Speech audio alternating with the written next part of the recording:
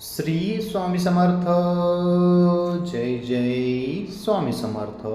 स्वामी तुमच्या सर्व इच्छा आणि सर्व मनोकामना पूर्ण करोत, हीच माझी स्वामीचरणी प्रार्थना. मित्रांनो, हिंदू धर्मात नारळाशिवाय कोणतीही पूजा पूर्ण होत नाही. नारळाला शिवफळ मानले जाते आणि प्रत्येक शुभ कार्यात नारळाचा वापर केला जातो. नारळाला देवी लक्ष्मीचेही प्रतीक मानतात. प्रत्येक पूजेत नारळ असणे खूप आवश्यक आहे. यामुळे देवी लक्ष्मी प्रसन्न होते. कोठे तीर्थस्थानालाही आपण गेलो की आधी नारळ घेऊन फोडले जाते आणि भगवंतांना देऊन आपणही खोबऱ्यांचा प्रसाद घेतो. नवरात्रातील देवीला प्रसाद म्हणून नारळ वाहिले जाते. तसेच गणपती मंदिरात सर्व शक्ती स्वरूप देवींच्या देवळात नारळ फोडले जाते.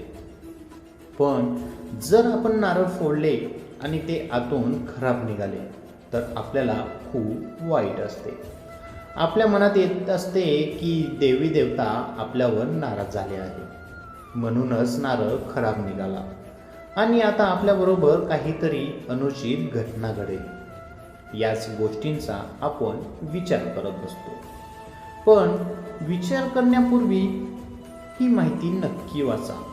यात तुम्हाला नारळ खराब का निघते, त्याचे काय शुभ अशुभ परिणाम होतात हे आज आपण पाहणार आहोत. जर तुमचे पूजेचे नारळ खराब निघाले तर याचा अर्थ असा नाही की तुमच्याबरोबर काहीतरी अशुभ होणार आहे किंवा काहीतरी वाईट घटना घडेल.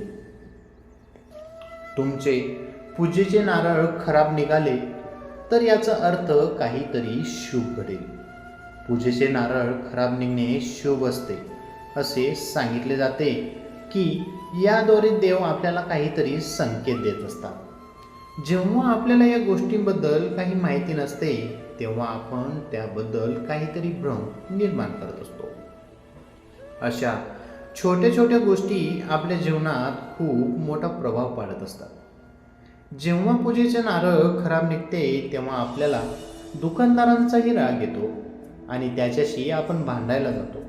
पण दुकानदार सांगतो की तुम्हाला देव पावला आहे. तेव्हा आपल्या काहीही लक्षात येत नाही.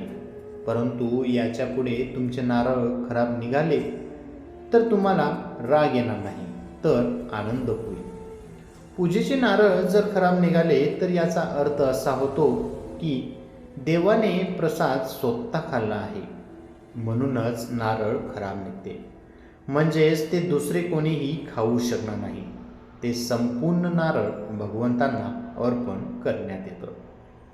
त्याचबरोबर त्याचा दुसरा अर्थ असाही होतो की तुमची इच्छा मनोकामना लवकरच पूर्ण होणार आहे. देवांच्या पूजेच्या वेळी तुमची जी इच्छा असेल ती इच्छा तुमची नक्कीच पूर्ण होते असा संकेत आपल्याला याद्वारे मिळत असतो. यापुढे जर तुमचे पूजेचे नारळ खराब निघाले तर तुम्ही दुःखी होऊ नका, तर उलट आनंद माना की भगवान आपल्यावर प्रसन्न झाले आहेत. त्यावेळी तुम्ही जी इच्छा मनात आणाल ती तुमची इच्छा लवकरच पूर्ण होईल. जर आपण नारळ फोडले आणि ते चांगले निघाले तर काय करावे? पूजेत आपण नारळ फोडले व त्यांचे खोबरे व्यवस्थित असेल तर तो प्रसाद आपण एकट्याने न ठेवता मंदिरातील सर्वांना खोबऱ्यांचा थोडा थोडा प्रसाद द्यावा.